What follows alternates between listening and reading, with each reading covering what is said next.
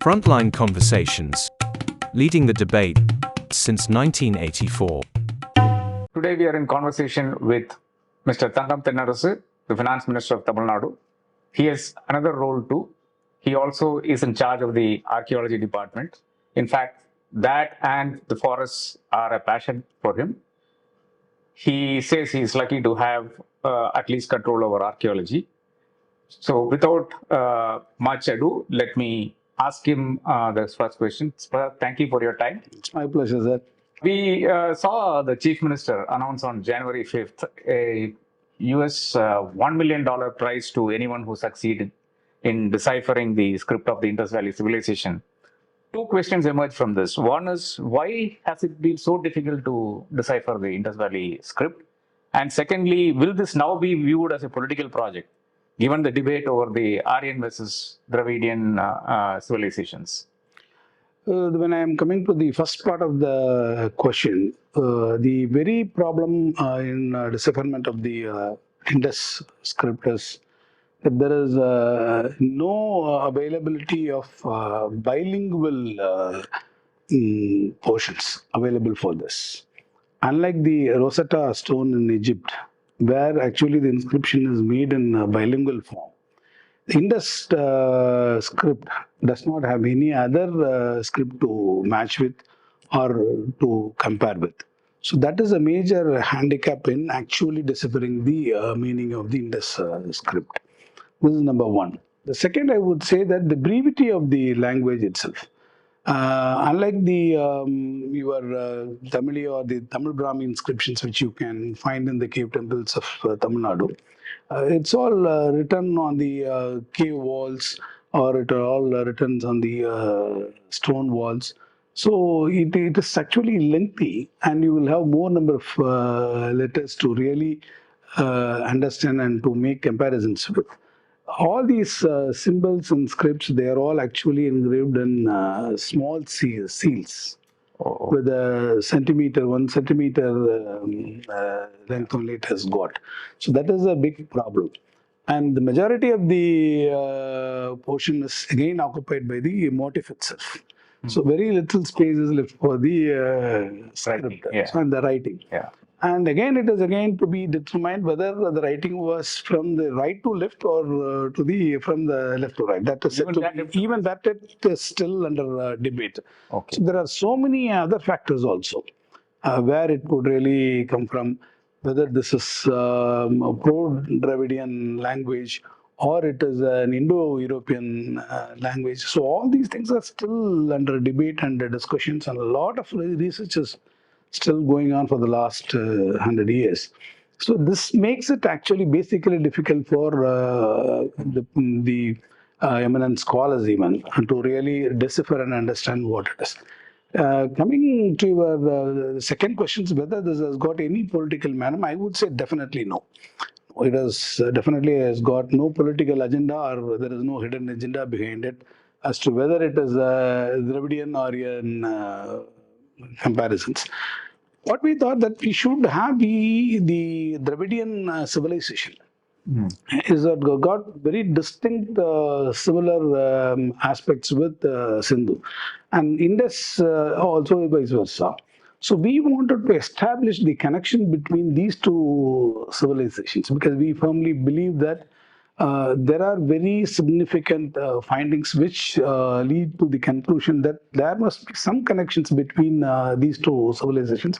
There must be some kind of an exchange in the form of trade or in any other form. There should be some kind of transactions between these two civilizations, and that should have influenced each other civilizations.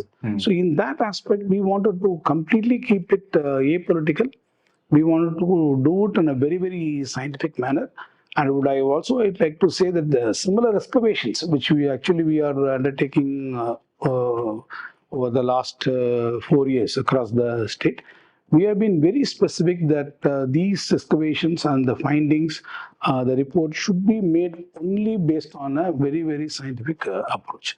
So I can clearly tell you that there is no political inclination to derive anything out of these things. Yeah. You look at the findings of, say, somebody like R. Balakrishnan, Iramadhu Mahadevan, or even Asko Porpola. We find similarities, as you mentioned, between the Indus Valley Civilization and what civilization existed here, whether you call it Dravidian or south of the Vindhyas or whatever. At what point can we say for certain, without any doubt, that both these civilizations had some shared values? And at what point can we extend the argument of the proposition to fix a timeline for both the civilizations? Is that even possible? When I say that, because we are also, as I have already mentioned about you, we have been doing extensive excavations across the state. One excavation which is very significant in this series is the excavation we have done in Mailadumbari, where we had unearthed a sword. When that was subjected to the carbon dating process in beta analytics in Florida, because you know very well, we do all these laboratory studies in the much renowned, well recognized international laboratories. It's not done in the country. Because thereby we would also like to ensure the credibility of the results. So we have found out some very interesting facts about the ironage of the state. When it comes to the dating part of it, now we have found out the iron age which existed in this part of the country was really much before. I would say that it was existed in the 3 millennium BC. That is a very mind-boggling finding that we have got, and we will have to really make a formal announcements in this regard. So this is one step. So what I would say, when the Iron Age was in existence in this part of the country, Indus was in the Bronze Age. So when we were in the Iron Age, Indus was in the Bronze Age, because it was in the fag end of their civilizations. And where had that really civilization gone? Where had the people really moved in? So that is an interesting part. So what I would say, the Dravidian, I mean, I can say the Iron Age of the state should have flourished when at the fag end of the Indus civilization, because they didn't know the use of iron. All their objects are made of bronze. Whereas we had, by that time, we know the use of iron. So I can say that this is the period in which there should have been some sort of an exchange, because the another evidence we can say is the availability of cornelian and agate here in our excavations. That leads to the conclusion, because it is not commonly available in this part of the country. That should have come from the northern part of the state. So I could say that all these things lead to a conclusion that this should be the period. Okay. Earlier in the Vellore excavations, about 10 years ago, you found, double-edged copper swords, also copper bronze objects and all of that in Payambuli, all of that. Now, do these similar discoveries across Tamil Nadu Yes. give evidence that the civilization was possibly, one, of course, by riverbeds, and two, of course, shared some commonalities in this geography at least? Yes.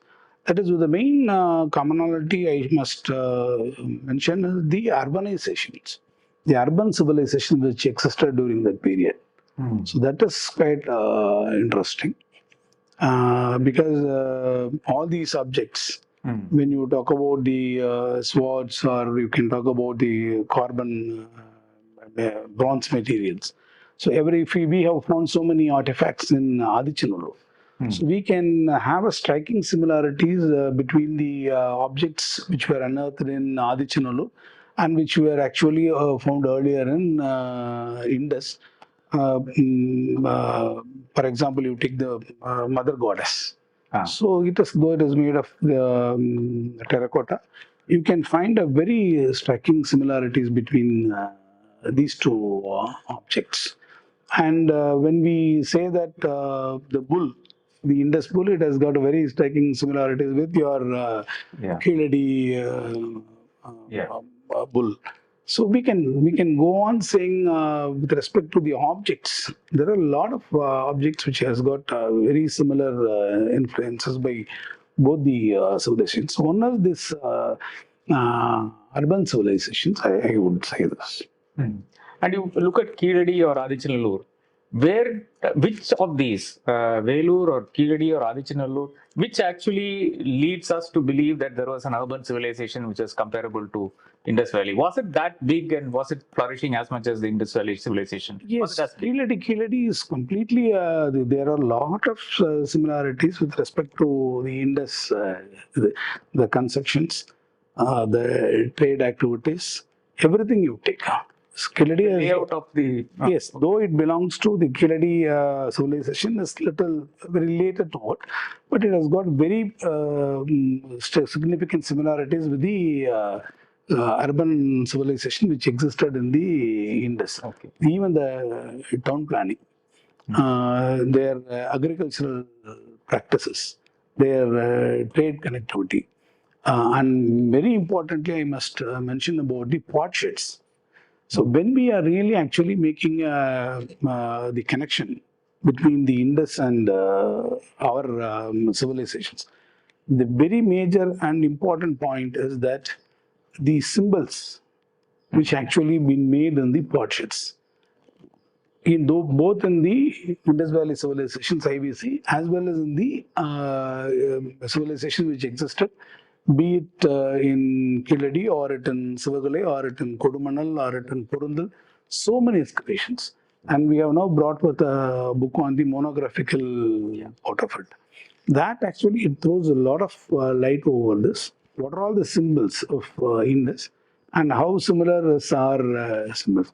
So our chief minister has actually he has instructed us to go in for an extensive study about all these things and come out with the complete monographic catalog of it. And we are also studying about he has also asked us to document the rock art form of it. So both we are doing it and we are making a comparative study with respect to the rock art symbols and the symbols which are available in the art sheets. So this is one main part I would say. So the people in the lower rung of the society who were indulged in making all this potsherds and other things. So Keeladi, yes, they have used the same symbols, and in the Indus we can find the very same similar symbols. So some of the symbols are actually parallel, some are very similar. And you look at all these civilizations that are rather the habitations that existed in Tamil Nadu. Are there parallels? Is there something that you can say that these were interconnected, habitations or civilizations? Yes. I can, for example, I can tell you, you take the name of Adan. Adan is a name which is actually found in a potsherd which was unearthed in Keeladi. So the script is Tamil Brahmi script. The three-letter word. It says clearly it's Adan. It should be the name of the owner of the household or what one say. The same word is again found somewhere in Sivagade. So when you take and if you go to Kodumanal, which is in the western part of the state, where we have another umpteen number of hundreds and thousands of potsherds where you will have the script, complete script which is written in Brahmi or in Tamil. You can see a lot of similarities between those names and that of the names which you have derived in the other parts of the state. So there must be some connections between all these civilizations. That is, it should have been in existence. Okay. Now, one of the comments made during the conference here, international conference on Indus Valley Civilization, related to the question of how ancient Tamil was, and that there was some more clues that the government had gathered through the excavations. Are we any closer to fixing the time period? Yes. So I will please wait. Yes. No. I would say that, as I have already told you, we had a civilization. We were in the Iron Age when Indus was the earliest known civilization, that was in the Bronze Age. Based on this, we have done extensive studies over here, and we have also made a lot of findings with respect to the Iron Age. We have done extensive research on it. Those were confirmed by the results of the laboratories, and we are now going to come up with a complete material on it. So I would definitely say that it is really much older than what we normally presume or perceive. Okay. Just wait and see. We will come up with some the significant revealings. Okay. You leave me in a suspense now. At least some sort of a suspense should always be there. I must keep you guessing. Yeah. Thank you. The next question is, you're an engineer by training, and we've heard a lot about use of artificial intelligence and associated, computer related software and all of that to, do dating and do, try and figure out the scripts and all of that. How much of that you think is relevant? Will it? It should be relevant because any technological updation will definitely be of help to us. Even to find a site which will be quite revealing, we use a lot of techniques which were not earlier used. So we now go in for a lot of modern techniques which will actually penetrate the rampart of it, and it will show you some great details about what is actually hidden inside and other things. So the tracing part, it really helps a lot. Already we are using some modern techniques which we are using in the other excavation site. The AI part will definitely help you, even in deciphering of your Indus script. Yes, AI could really help us, which is very futuristic also. At one point of time, someone will really crack the puzzle. This can really help you. Of course, science and modern technology is the greatest tools which are now available to us, which can really do wonders. And why not in archaeology and the excavations part of it? Yeah. Definitely. And we are open to it. Yeah. Two questions from the governor's address, which of course was read out by the speaker and unfortunately not by the governor. This is current. Even if the governor doesn't read it, it is meant to be the governor's address. Yeah. The governor should have read it. Yeah. As the speaker says, he came with the intention of reading, and that will do. so currently archaeological excavations are being conducted in 8 sites, the governor's address says, alongside offshore exploration in Korkai. Is there any exciting news from any of these excavations? In Korkai, is it? In Korkai and Korkai, we are done. It's a very preliminary study is actually going. And we are hopeful of finding some interesting revealings from the Korkai site. But the other sites are really very exciting, in fact. The Keelamandi, which is actually going in Tiruvannamalai district. It is a very revealing site where we have got a lot of potsherds. As I already mentioned about the Indus, we have got potsherds wherein we have got so many symbols which are actually engraved in that potsherds. That has got some striking similarities with your Indus symbols. I would say that these things, and I must also mention about Tulkarabati. We thought that Tulkarabati excavations will lead to a conclusion that will come in support of the Adichanallur findings. But far exceedingly, the findings were in fact really, it was throwing a lot of light on the present study with respect to the Indus civilization, the connections between it is really helping a lot. The potsherds which we had collected from Tulkarabati, it's quite interesting. Similarly, the one which is going in Vembakotai, it's also a fantastic site. And the availability of the carnelian and agate beads and throughout all the excavation sites, majority of the excavation sites, I would say it leads to the conclusion that the trading part of it with the other parts of the country, it is very fascinating.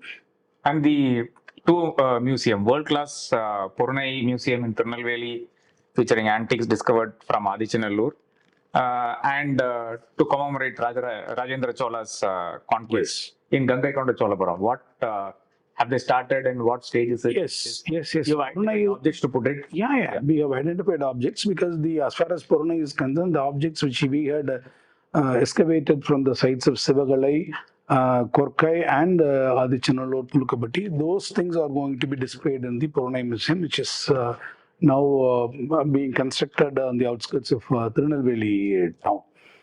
Because Tirunelveli, it's in the middle of the Tamarabarani stream, both in the, it can cater to the findings in the upstreams as well as in the downstreams. So we thought that the strategic location would be somewhere near Tirunelveli. Almost about 80% of the civil works is now completed. And those objects which are to be displayed, we have identified. And the curation in other part, the related part work is now going on. So we are of the firm belief that we should be in a position to really complete everything in toto and keep it ready for public viewing by end of May. So that is our plan. It is going on schedule. And Rajendra Chola is another part. When we are talking about all these excavations, which is the pre-Christian era, what we thought is we have got something very distinct to offer to the world in terms of our glory of the Chola period. So that is where when we really made expeditions out of the country. So we thought that that should be actually showcased. So Chola Museum, which is coming up in Gangaikonda Solappuram, I had gone over there. I have inspected the site. Everything is now clear. That's going to be adjacent to the temple. All other formalities are now over. Actually, the architectural design part of this, it's being now studied. That will also come up in a very well. And we have identified, because we have also done some excavations in Gangaikonda Cholapuram, which was the capital of Rajendra Chola. That was essentially to showcase the pride of the later period of our Tamil kings, especially the Chola. In addition to that, we are actually planning a grand Chola museum, which is comprising of all the Chola kings, right from the Sangam age Cholas to the later Cholas. That's going to come up in Tanjavur. Okay. Now, absolutely final question. This all very well, lot of archaeological excavations are going on. There's a lot of excitement in the community itself of archaeologists and people like you, interested people like me, the political aspect of it and all of that. How much of this are people concerned with at all? Is there a huge crowd in, say, the Bronze Museum or even in Sivagangai and other places, wherever you have museums? What is the response like? Yes, if you go to Kiladi and see the footfall, you will come to know what actually the public enthusiasm it is created because as you know, Madurai is a tourist spot. It's not only by this. Geographically, it is located in the Sivagangai district. Yeah. And lakhs of people are going over there. And they are showing a lot of interest, especially the younger generation. They are evincing keen interest to understand what exactly our civilizations was. And they, in fact, we are going to now add up open air museum in Kilidi also. In addition to the existing one, we are now government has sanctioned the project for this. Thereby, they can go and see like how they can see it in the Indus thing.